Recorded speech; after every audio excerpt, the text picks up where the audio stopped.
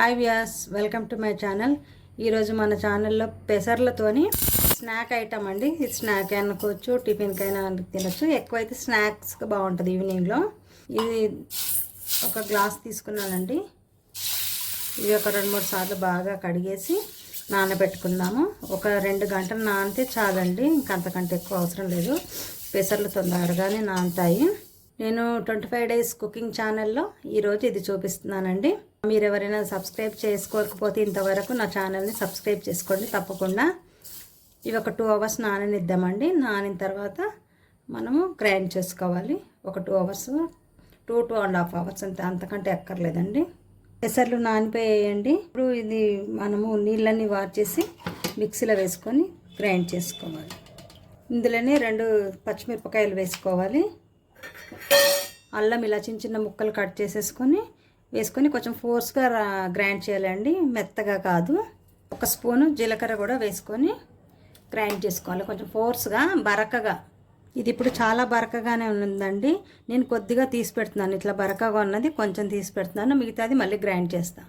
ఇంక ఇలా చేసుకోవాలండి. ఇంత కన్సిస్టెన్సీ ఉంచుకోవాలి, ఎందుకంటే ఇందులో ఉల్లిపాయలు కూడా వేస్తాం. మళ్ళీ ఉల్లిపాయలు వేసాక కొంచెం పలచగా అవుతుంది, ఉల్లిపాయ ఉప్పు వేసేసరికి. ఈ కన్సిస్టెన్సీ ఉంచుకోవాలి. నేను కొద్దిగా వాటర్ పోసి రుబ్బాను.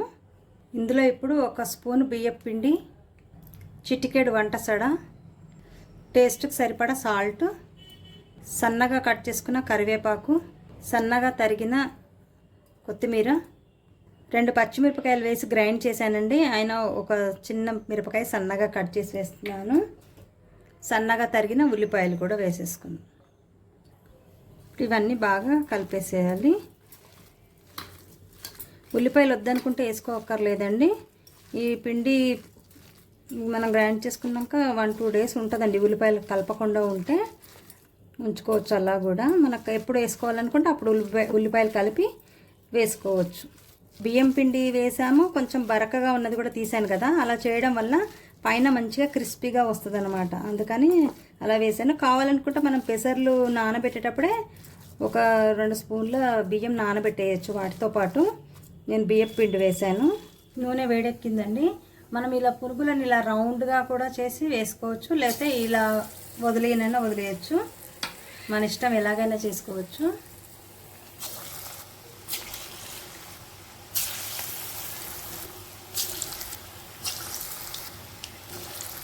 నూనె వేడెక్కాక మీడియం ఫ్లేమ్లో పెట్టుకొని వేసుకోవాలండి. వేసిన వెంటనే కదపకుండా కొద్దిగా వేగాక కలపాలి. ఇంకా మనకు మీడియం ఫ్లేమ్లో వేగితే లోపల వరకు మంచిగా ఉడుకుతుంది అనమాట. అందుకని మీడియం ఫ్లేమ్లో పెట్టుకోవాలి. ఆయిల్ వేడెక్కాక ఇలా మంచి గోల్డెన్ బ్రౌన్ కలర్ వచ్చాక తీసేయాలి. ఇంకా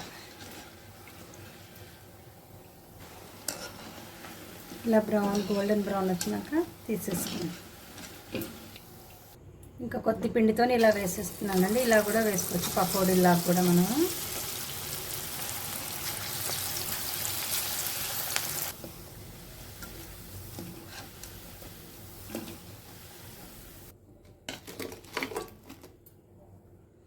ఇలా 2 రకాలుగా వేసుకోవచ్చు అండి.